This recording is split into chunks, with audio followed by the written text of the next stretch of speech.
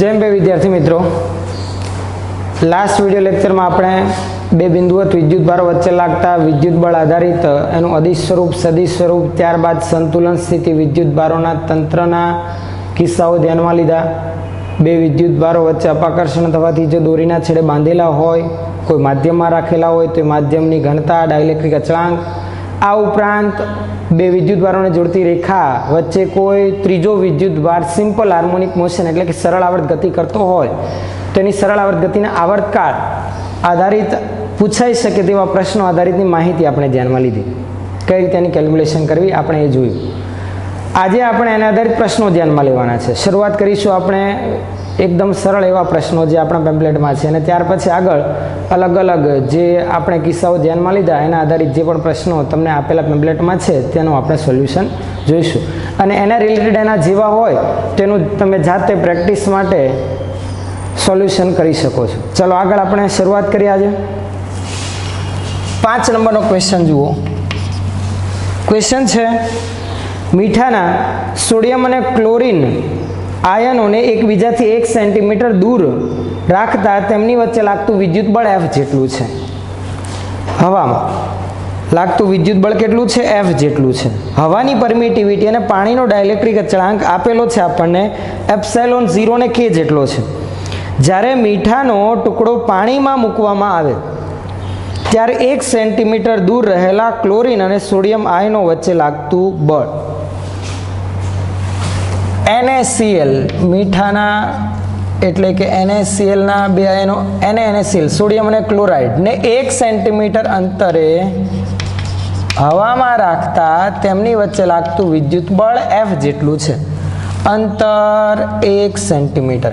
પછી આના આ જ બે આયનો NaCl હવાના બદલે કોઈ માધ્યમમાં રાખેલ છે કે જે માધ્યમ તરીકે પાણી છે, કે જેનો ડાઇલેક્ટ્રિક અચળાંક K જેટલો છે. અંતર એટલું જ રાખેલું છે 1 સેન્ટીમીટર. તો આવા કિસ્સામાં તેમની વચ્ચે લાગતું વિદ્યુત બળ એનું એ જ અંતર, એના એ જ આયનો, તો વીજભાર પણ એનો એ જ. સીધું આ મીઠાના ટુકડાને પાણીમાં રાખીશું તો NaCl ના આયનો વચ્ચેનું અંતર 1 સેન્ટીમીટર હોય તો તેમની વચ્ચે લાગતું વિદ્યુત બળ થિયરી આગળ આપણે ધ્યાનમાં લીધી એમ શૂન્યાવકાશમાં લાગતું હતું એના કેમાં ભાગનું F' બરાબર F/K. તો આન્સર બનશે એ. ચલો 6 નંબરનો પ્રશ્ન શું છે જુઓ. M જેટલું સમાન દળ અને Q જેટલો સમાન વીજભાર ધરાવતા બે કણોને એકબીજાથી 16 સેન્ટીમીટર અંતરે મૂકેલ છે. જો તેઓ કોઈ પણ પ્રકારનું બળ અનુભવતા હોય તો Q/M બરાબર, ધ્યાનમાં લઈએ અહીંયા કીધેલું છે બે વિદ્યુત ભારો એવા Q જેનું દળ M જેટલું છે, બંને વચ્ચેનું અંતર 16 સેન્ટીમીટર જેટલું આપેલું છે. R બરાબર 16 સેન્ટીમીટર. વીજભાર ધરાવે છે તો એક તો અપાકર્ષી વિદ્યુત બળ આ તરફ લાગશે જેને આપણે Fe વડે દર્શાવ્યું. બીજું દળ ધરાવે છે તો હજુ એક બળ લાગશે, ગુરુત્વાકર્ષણ બળ, જેને Fm વડે દર્શાવ્યું. તો આ કિસ્સામાં આપણે શું મેળવવાનું છે? આપણે આન્સર આપવાનો છે Q/M બરાબર કેટલું? વિદ્યુતભાર અને દળનો ગુણોત્તર. ચલો Fe અને Fm એકબીજાને સમતોલતા હોય તો આમ લખી શકાય Fe, ચલો વિદ્યુત બળ kq²/r² તથા Fm ગુરુત્વાકર્ષી બળ, સમીકરણ યાદ કરો G, બંનેના દળ M તો m²/r². આપણે Q/M મેળવવાનું છે.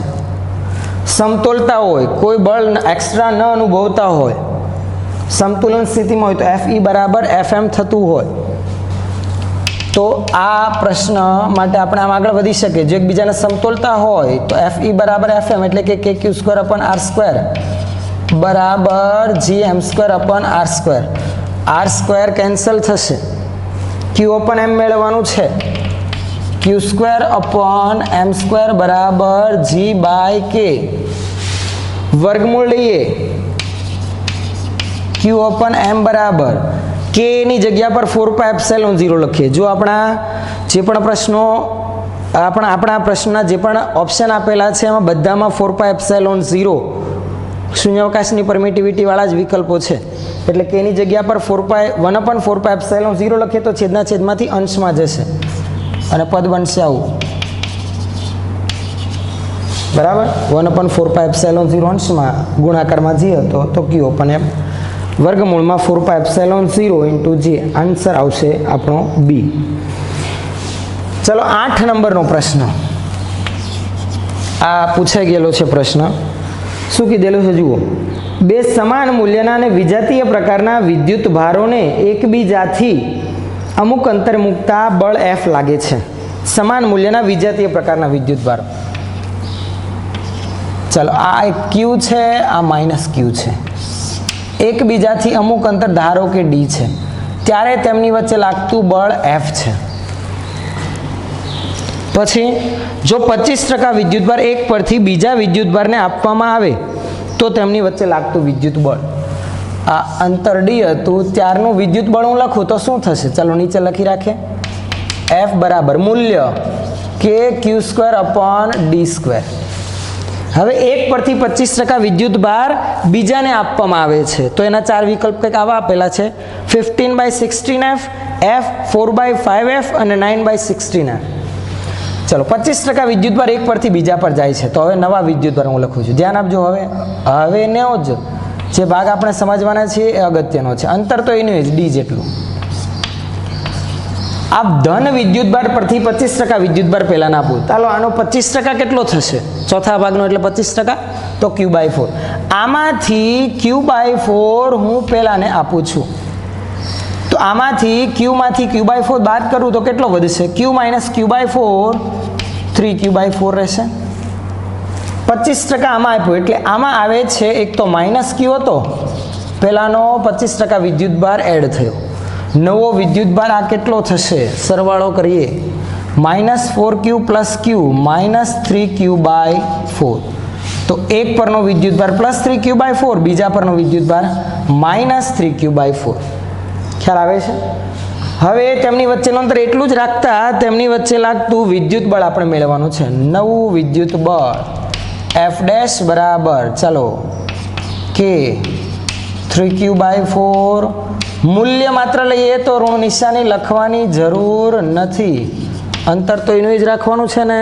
હા, તેમની વચ્ચે લાગતું વિદ્યુત બળ. ચલો F' બરાબર q/4 3q 3 અને 3 9 4 નો વર્ગ 16 તો k q²/d². પણ આ તો ખબર છે આપણને F, તો આન્સર આવી ગયો ભાઈ 9/16F. વિકલ્પ આવશે કયો? D. જો કદાચ આ પ્રશ્નમાં આવું આપણને પૂછેલું હોય કે એક પરથી બીજા પર 25% વિદ્યુતભાર લઈ જતા બળની માત્રામાં કેટલો ઘટાડો થાય છે, કેટલું બળ ઘટ્યું, બળનો ફેરફાર આપણને પૂછો ΔF. તો જે પહેલા હતું એ આના કરતાં વધારે હતું, કારણ કે જો 9/16 છેદ મોટો છે એટલે મૂલ્ય કરતાં નાનું થયું. કેટલું ઘટાડો થયું? તો F માંથી 9/16F બાદ કરું તો મને આન્સર મળે F - 9/16F.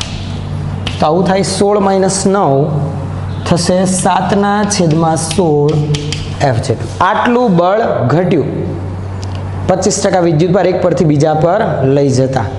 ખાસ આ પ્રકારના પ્રશ્ન આવે તો આપણને આવડવા જોઈએ. આવો એક પ્રશ્ન પાછળ પણ છે, હજુ આગળના પ્રશ્નોમાં તમે જોશો તો એ જાતે સોલ્યુશન કરી રાખશો. ચલો આગળ 11 નંબરનો એક પ્રશ્ન છે, આપણે ધ્યાનમાં લઈએ.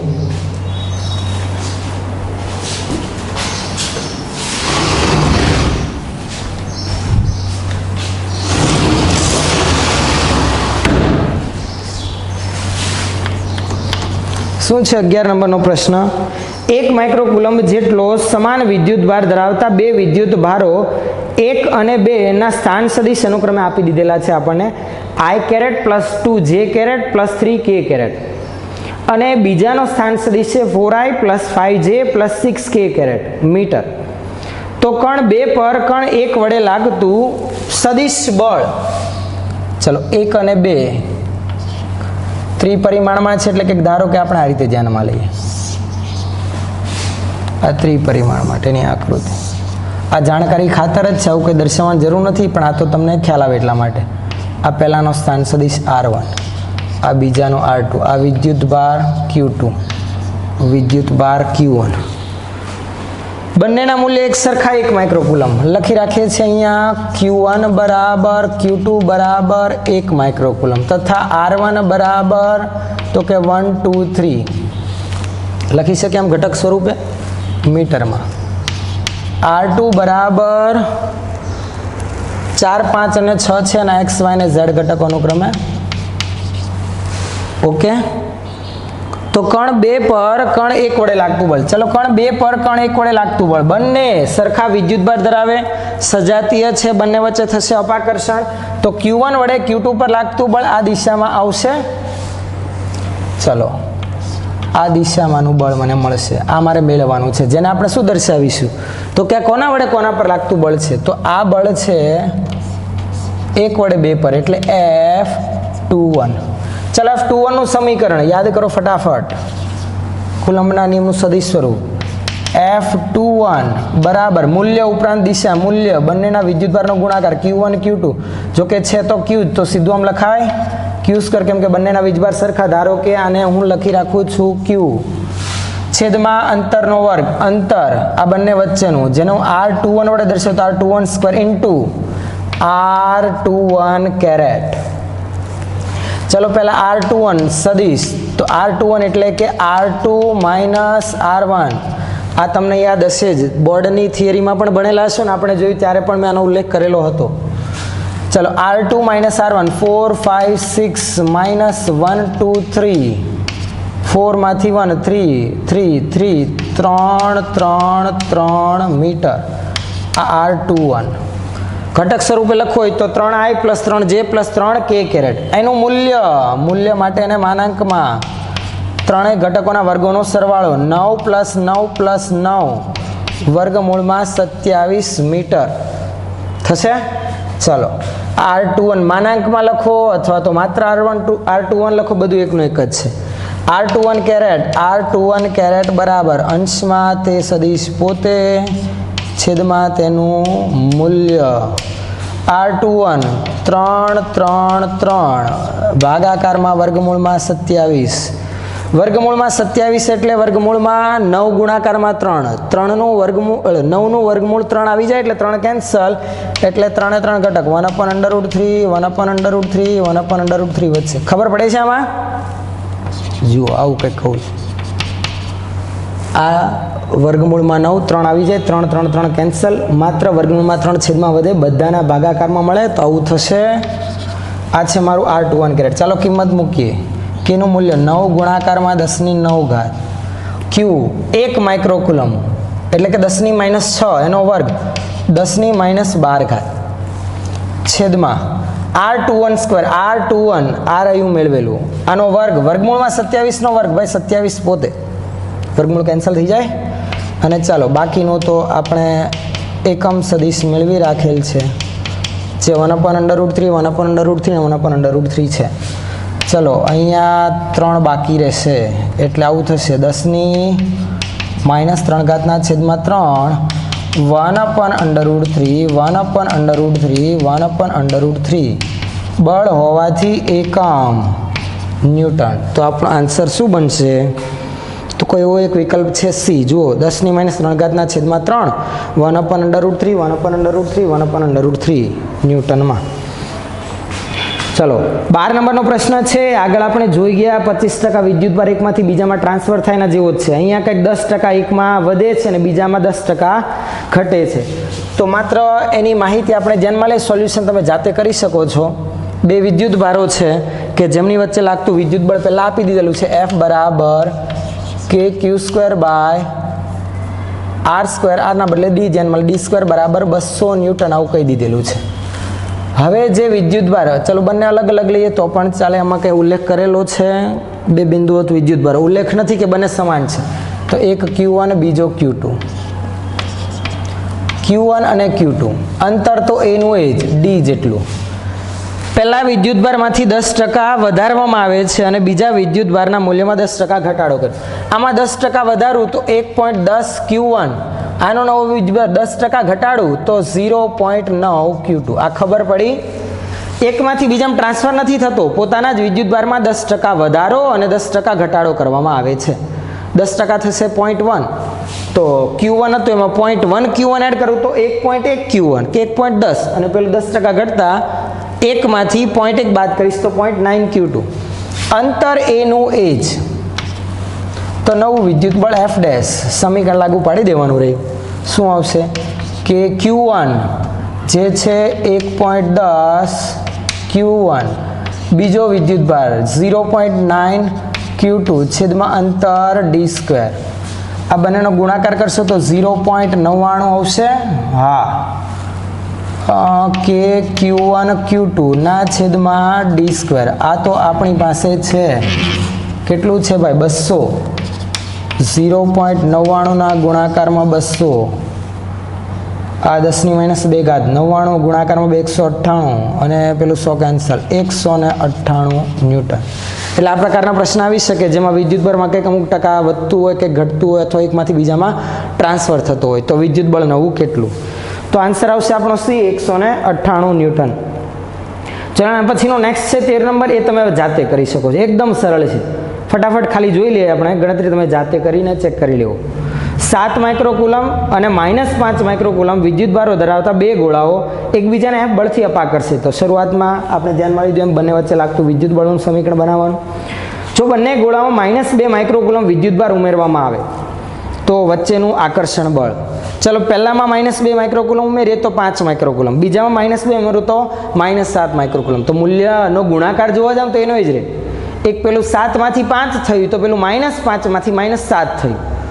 એટલે 7 અને 5 ગુણાકાર તો એનો એ જ રહેવાથી લગભગ આન્સર એનો એ જ આવશે 99.99%. કારણ કે અંતરમાં ફેરફાર થતો નથી એટલે 100% એ જ આવવાનો છે ભાઈ. કેમ કે આગળ ઉલ્લેખ છે જુઓ, વિદ્યુત ભાર ઉમેરવામાં આવે તો તેમની વચ્ચે લાગતું આકર્ષણ બળ એટલે અંતર બદલાતું નથી. એનો કોઈ ઉલ્લેખ નથી એટલે કોઈ ફેરફાર થતો હશે નહીં. ચલણ પછી 15 નંબરનો એક પ્રશ્ન છે એ આપણે જોઈએ. શું કીધેલું છે? 10 સેન્ટીમીટર લંબાઈની બાજુવાળા સમબાજુ ત્રિકોણ ABC ના શિરોબિંદુ A, B અને C પર અનુક્રમે 1 માઇક્રોકુલમ, -1 માઇક્રોકુલમ અને 2 માઇક્રોકુલમ વિદ્યુતભાર મૂકેલ છે. તો બિંદુ C પરના વિદ્યુતભાર પર લાગતું પરિણામી બળ કેટલું હશે? એક આકૃતિ ધ્યાનમાં લેવી પડશે આપણે. સમબાજુ ત્રિકોણ છે, સોરી કાટકોણ ત્રિકોણ નથી, સમબાજુ ત્રિકોણ. બાજુઓના માપના મૂલ્યો એક સરખા. 10 સેન્ટીમીટર 10 સેન્ટીમીટર 10 સેન્ટીમીટર. ABC ના શિરોબિંદુ, ધારો કે હું આને A નામ આપું, આને B નામ આપું અને C નામ આપું. A, B અને C પર અનુક્રમે વિદ્યુતભારો 1 માઇક્રોકુલમ B પર, -1 માઇક્રોકુલમ અને C પર 2 માઇક્રોકુલમ વિદ્યુતભાર. તો C પરના વિદ્યુતભાર પર લાગતું પરિણામી બળ. C પરના વિદ્યુતભાર પર લાગતું પરિણામી બળ વિદ્યાર્થી મિત્રો, ચાલો આના પર લાગતું પરિણામ બળ. C પરના વિદ્યુતભાર પર કોણ કોણ બળ લગાડે? Q1 એટલે કે A પરનો પણ બળ લગાડે અને B પરનો કણ પર બળ લગાડશે.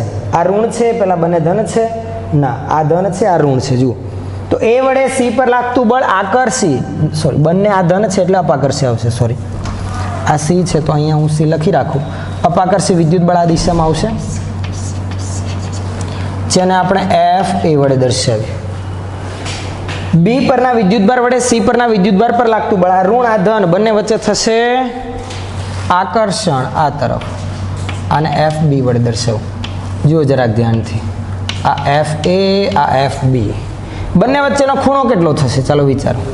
સમબાજુ છે એટલે આ ખૂણો કેટલો હોય? 60 ડિગ્રી હોય. તો આ ખૂણો કેટલો થશે? થીટા બરાબર 120.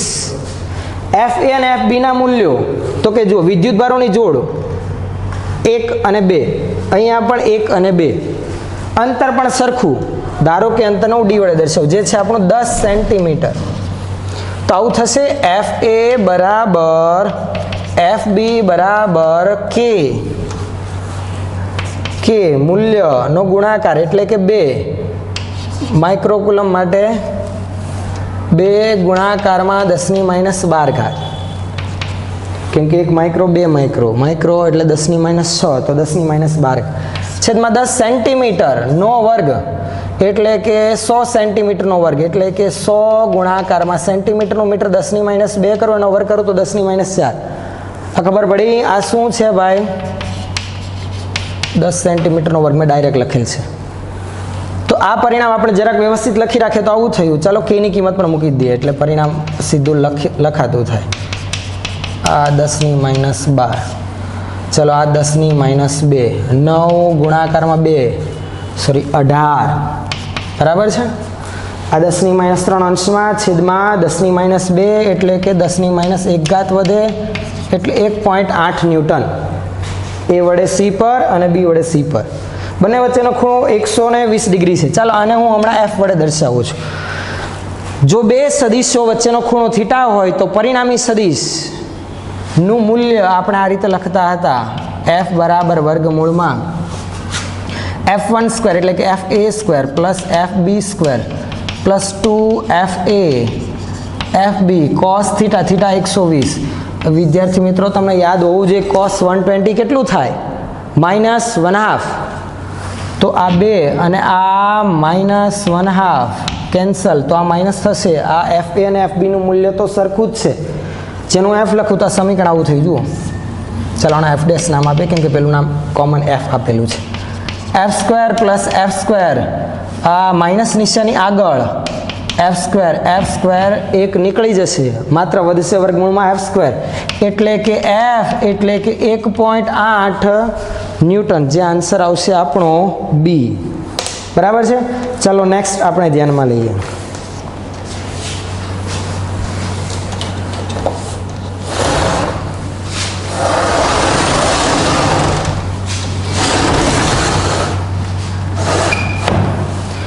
નેક્સ્ટ છે આપણો પ્રશ્ન 16 નંબરનો પ્રશ્ન. જે પણ સદિશ કુલમના નિયમના સદિશ સ્વરૂપ પર આધારિત છે. જુઓ 3 વિદ્યુત ભારો છે Q1 Q2 અને Q3 1 કુલમના. તેમના સદિશ અનુક્રમે આપેલા છે 0 0 0 1 0 0 અને 0 1 0 મીટર. વિદ્યુત ભાર Q1 પર લાગતું બળ મેળવવાનું છે. Q1 તમે જોઈ શકો છો ઉગમ બિંદુ પર છે. Q2 અને Q3 એ 1 મીટર અંતરે કંઈક ગોઠવાયેલા છે કંઈક આ રીતે. અહીંયા ઉગમ બિંદુ પર Q1 છે, અહીંયા આપણને Q2 આપેલ છે અને અહીંયા Q3 આપેલ છે. અંતરો 1 મીટર છે. આના યામ 0 1 0, આનો યામ તો કે સોરી આ 1 0 0 છે. પહેલાના યામ છે 0 1 0 અને આ તો ઉગમ બિંદુ પર છે તો 0 0 0. બાકીનો ત્રીજો અક્ષ હું હમણાં દર્શાવતો નથી. તો કીધેલું છે વિદ્યુતભાર Q1 પર લાગતું બળ. ચાલો Q1 પર લાગતું બળ, Q1 પર કોણ બળ લગાડશે તો કે Q2 અને Q3 બંને. ત્રણે વિદ્યુતભારના મૂલ્ય 1 કુલમ છે. Q1 બરાબર Q2 બરાબર Q3 બરાબર Q બરાબર 1 કુલમ બરાબર છે. Q1 પર લાગતું બળ સજાતીય છે.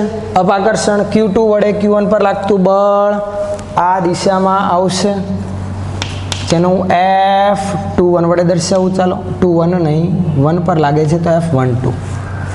એ જ રીતે Q3 વડે Q1 પર લાગતું બળ અપાકર્ષી અધો દિશામાં F13.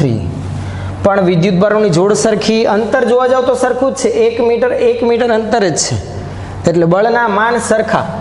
એટલે આવું થશે F12 બરાબર F13 બરાબર K વિદ્યુત ભારનું મૂલ્ય 1 1 એટલે માત્ર 1 ગુણાકાર કરું તો બરાબર છે. છેદમાં અંતરનો વર્ગ, અંતર છે 1 મીટર, 1 મીટરનો વર્ગ એટલે 1 પોતે. એટલે આ તો એકદમ ટૂંકું ને ટચ થઈ ગયું. માત્ર વધ્યું શું K જ વધ્યો ને. 9 ગુણાકારમાં 10⁹.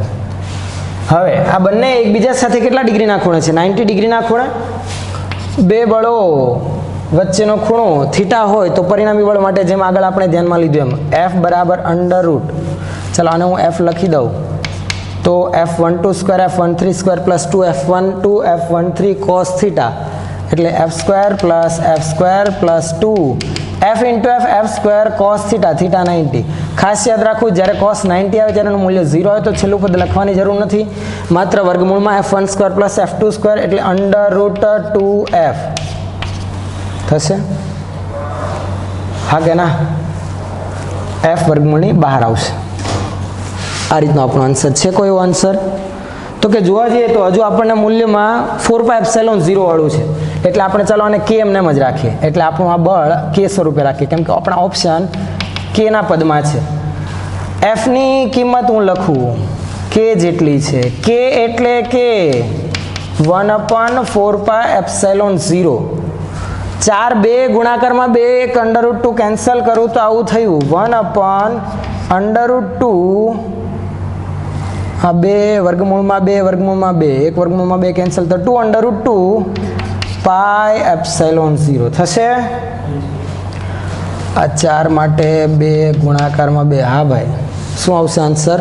2 વર્ગમૂળમાં 2 πε0. વિકલ્પ કયો છે? તો કે બી છે. એમાં ખાસ એક થોડોક ફેરફાર એવો કરવાનો છે કે જે વર્ગમૂળમાં 2πε0 બધામાં આપી દીધેલું છે, એમાં માત્ર વર્ગમૂળમાં 2 જ આવશે. π અને ε0 વર્ગમૂળની બહાર આવશે. ચલો નેક્સ્ટ આપણે ધ્યાનમાં લઈએ વિદ્યુત બળ આધારિત પ્રશ્ન. બાકીના વિદ્યુત ક્ષેત્રવાળા છે વચ્ચે પ્રશ્નો. નેક્સ્ટ આપણો પ્રશ્ન ધ્યાનમાં લઈએ 74. જુઓ શું છે પ્રશ્નમાં. આકૃતિમાં દર્શાવ્યા મુજબ બે નાના સમાન દળ M અને સમાન વિદ્યુતભાર Q ધરાવતા બોલને સમાન લંબાઈ L ધરાવતી અવાહક દોરી વડે લટકાવેલ છે. ધારો કે થીટા ઘણો નાનો છે કે જેથી tan θ બરાબર sin θ, તો સંતુલન સમયે x બરાબર કેટલું? એક આકૃતિ દર્શાવેલી છે. આ જડિત આધાર છે.